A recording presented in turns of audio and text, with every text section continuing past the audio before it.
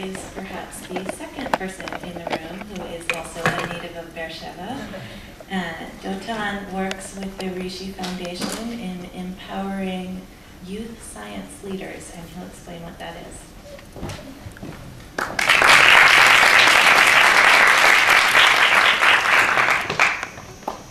Hi, so my name is Dotan, and I'm not from the MSIH school, and he took what I wanted to say. Maybe just the two of us. And I want to introduce you to a group of teenagers that actually take every piece of inspiration they can get and put it into action. Let's get it started.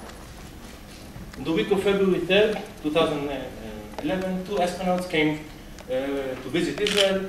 The astronaut Barbara Morgan traveled the northern part of the country. The astronaut Timothy Kramer traveled the southern part of the country, meeting teenagers, adolescents, and you can only understand what kind of impact that can have on those group of kids. Well, here at BGU, at the campus, PJ didn't meet just any group of teenagers, but he met a group of instructors, teen instructors for science. And to understand that, maybe we'll see how we got there. We're not just a group of instructors, a team that specializes in astronomy. If we go a month before that, the beginning of January, a partial solar eclipse could have been seen during the daytime.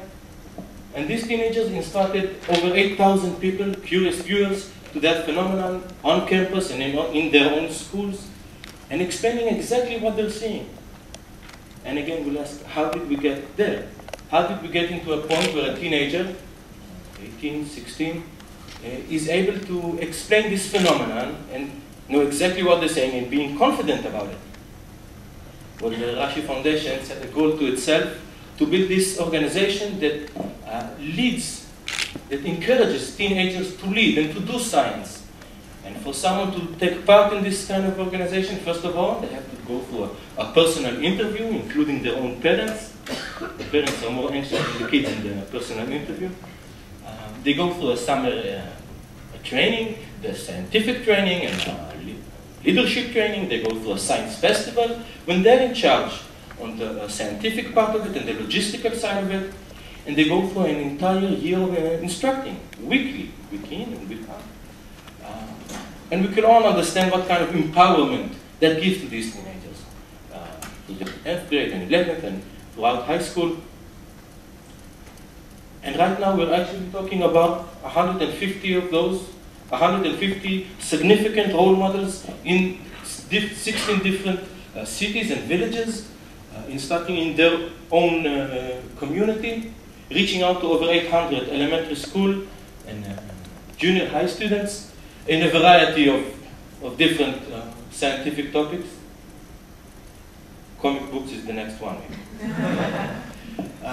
Starting with anatomy and dissecting organs, and through physics and chemistry, and of course astronomy, and every possible topic that might be interesting to teenagers or in general.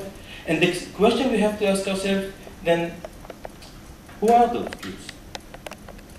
Who are they?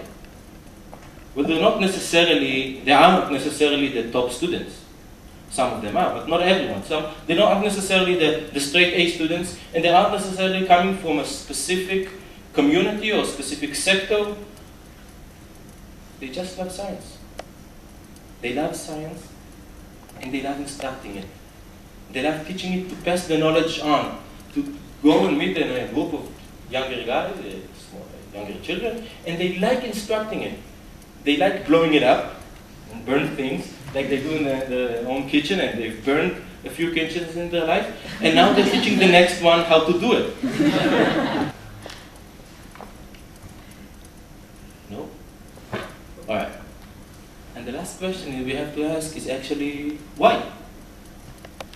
Why do they choose to invest their time or spend their time, their free time, after school, doing what they're doing? Why do they choose to learn the science behind it, to understand the physics of it, spectrum of light, and exactly which part of the heart you have to dissect it? To understand it, to write their own lesson plan and then to instruct it and then run the feedback on it? Why do they choose to do it? And when you ask them why, you get these answers. And the first one of them is talking about the knowledge. The scientific knowledge coming from their own private and personal interest. That interests me. That intrigues me. Their own curiosity. I get answers for questions I didn't know before. The second one of them is skills. And they're all saying straightforward and saying, my own skills. Now I can build up my confidence. My learning skills are getting better. My autodidactic skills, I can learn better with a group of friends. Their organizational skills, managemental skills, when they have to deal with more than one group of kids in the same time. And the last one, and for me, maybe the most significant one, is the sense of belonging. The sense of belonging, first of all, to their peer group, that they are part of 150 other teens and teenagers that have to deal with the science of it, with the physics, and they struggle with it. In the evening, did you understand that? No, I couldn't understand it. What does it mean, red light or green light? And they have to deal with the younger kids that sometimes listen to you and sometimes they don't listen to you. And how do you deal with it? You smack the little one or not? And how do you deal with it?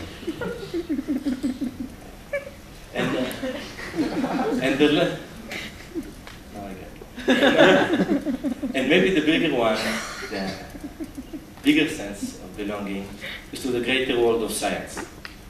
To the bigger world that now they can relate to the bigger names and the bigger characters, and to exactly hear something on the news and say, yeah, I know what they're talking about.